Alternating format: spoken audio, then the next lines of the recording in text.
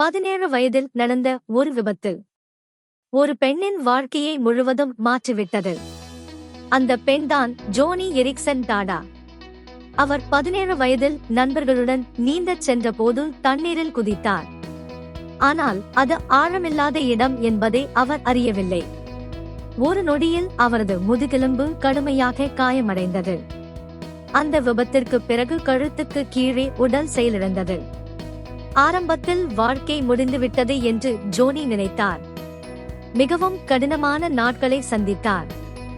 ஆனால் அந்த இருளின் நடுவிலும் தேவனுடைய கிருபையை அவர் உணர ஆரம்பித்தார்.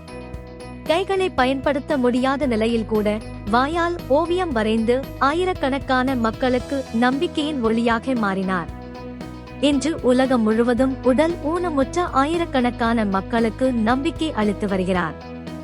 ஜோனியின் வாழ்க்கை நமக்கு ஒரு முக்கியமான உண்மையை கற்றுக் கொடுக்கிறது. நம் வாழ்க்கை இன்று கடினமாக இருக்கலாம். நம் பாதை மாறாமல் இருப்பது போல தோன்றலாம். ஆனால் நினைவில் கொள்ளுங்கள், தேவனுடைய கிருபை நமக்கு போதுமானது.